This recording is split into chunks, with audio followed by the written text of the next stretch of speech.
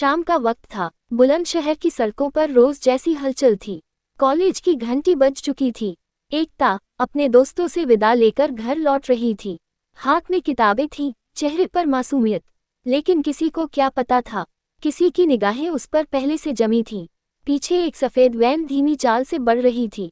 कदमों की आहट, और फिर अचानक कुछ ही पलों में एकता गायब हो गई। शोर से भरी वो गली अब एकदम खामोश थी। सफ़ेद वैन अब कहीं नहीं थी। किसी ने कुछ देखा नहीं, या देखा भी तो कहा नहीं।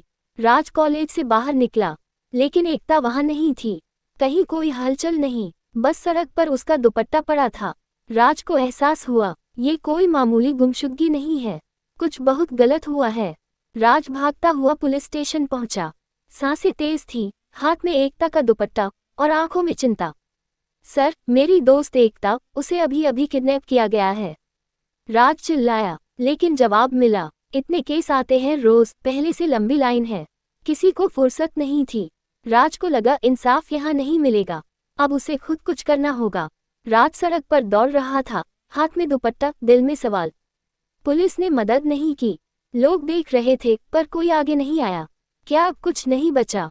रुककर धीमी आवाज में, नहीं, अब मुझे ही कुछ करना होगा। मैं एकता को ढूंढूंगा किसी भी कीमत पर। अब ये लड़ाई मेरी है, अकेले की। राज ने घर पहुंचते ही अपना लैपटॉप खोला। उसने सबसे पहले सीसीटीवी फुटेज तलाशे, वैन का नंबर ट्रेस किया, लेकिन जो मिला वो चौंकाने वाला था। वैन का नंबर 4 बार बदला गया था, अलग अलग शहरों में। अब राज को यकीन हो गया, यह कोई मामूली गिरोह नहीं है, ये सुनियोजित अपराध है और उसे इसे तोड़ना होगा। राज ने सीसीटीवी फुटेज को ध्यान से देखा। एक सफ़ेद वैन और नंबर SKG 00780। वह तुरंत ट्रांसपोर्ट ऑफिस गया, लेकिन पता चला ये गाड़ी तो 3 दिन पहले चोरी हो चुकी थी। गाड़ी नंबर SKG 00780 के रजिस्ट्रेशन डिटेल्स निकाले। पता मिला कंचन विहार, बुलंदशहर। जब वो मालिक के घर पहुंचा तो पता चला गाड़ी 3 दिन पहले चोरी हो गई थी। मालिक ने घर के सीसीटीवी कैमरे से फुटेज निकाला और उसमें वो चेहरा था जिसे राज ने कॉलेज के पास कई बार देखा था। अगले दिन राज वहीं खड़ा रहा पूरे दिन, और फिर वही शक सामने आई।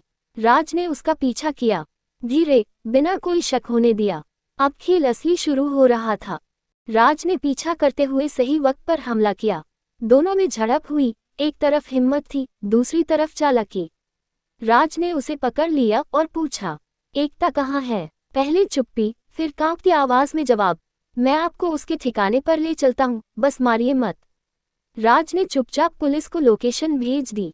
अब वो उसके साथ उस अड्डे की ओर बढ़ रहा था, पर असली जाल तो वहीं बिछा था।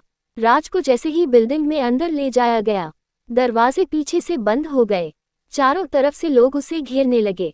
बहुत होशियार बन रहा था तू, एक आदमी चिल्लाया, लेकिन राज मुस्कुराया, लोकेशन तो मैं पहले ही भेज चुका हूँ। पुलिस सायरन की आवाज, दरवाजा टूटता है।